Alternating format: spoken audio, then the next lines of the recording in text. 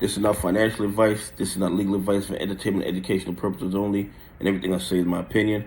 Please do not make any financial decision based on anything I say in these videos.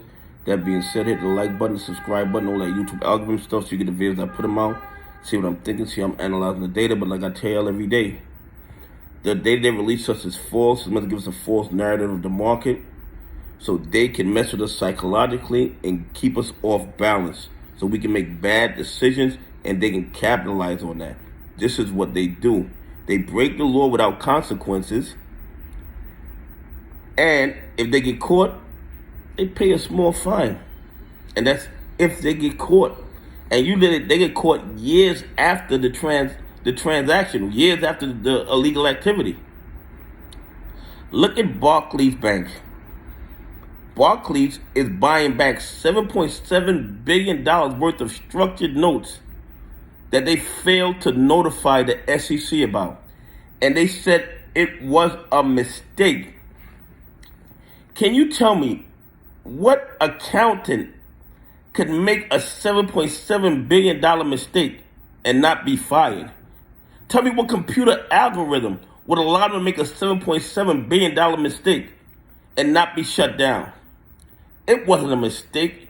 It was done on purpose in order to make additional profits because the repercussions of being caught was so low, the consequences of being caught was so low that they took the risk. And what makes this even worse, as far as I'm concerned, is according to the article, $7.7 billion is just a negotiated amount. They said they're not sure exactly how many billions of these structured notes that they sold without notifying the SEC. Do you think that is possible, that they have no idea how many billions of dollars of structured notes that they sold without notifying the SEC? That is ridiculous, ridiculous, ridiculous. Okay? So it could be 10 billion, it could be 20 billion, it could be 100 billion. And they have no idea. So they negotiated to buy back $7.7 billion worth. Let me ask you a question.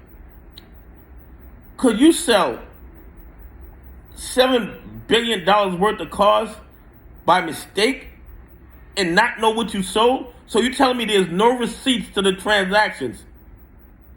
There are no receipts to these transactions. They're saying that they don't know exactly how many of these structured notes that they sold without notifying the SEC. So they sold the notes. How did the people pay them? In cash? Efectivo? So the people paid in cash and they kept no records of these transactions. They sold billions and billions of dollars worth of transactions and they have no idea exactly how many they sold. Tell me that makes logical sense. Tell me that's like you balancing your checkbook and not knowing where the money went.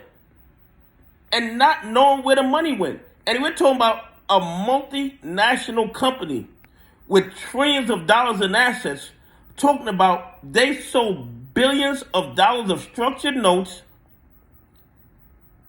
and they're not sure exactly how many they sold, but they will buy back $7.7 billion. Who do they think they're talking to?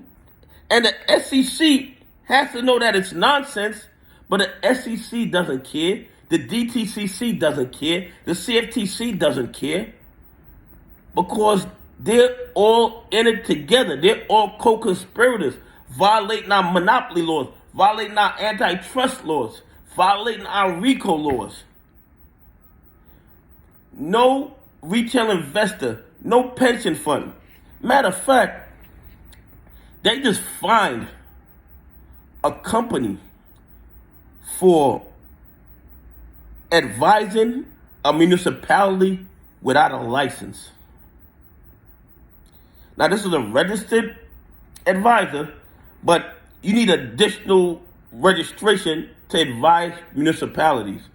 So, because this entity did not have wasn't registered to advise municipalities, they were fined. Yet Barclays sold billions of shares with no record, no accurate record of where these billions of structured notes went. They have no idea, but they will buy back 7.7 billion because, they're nice guys. Anyway, hit the like button, subscribe button, all that YouTube algorithm stuff, and tell me what you think about Barclays selling billions of dollars of structured notes and not knowing how many they sold. Somehow, the records of these sales just disappeared in thin air like a magic trick. Anyway, I appreciate y'all on this journey with me. God bless. Have a great day.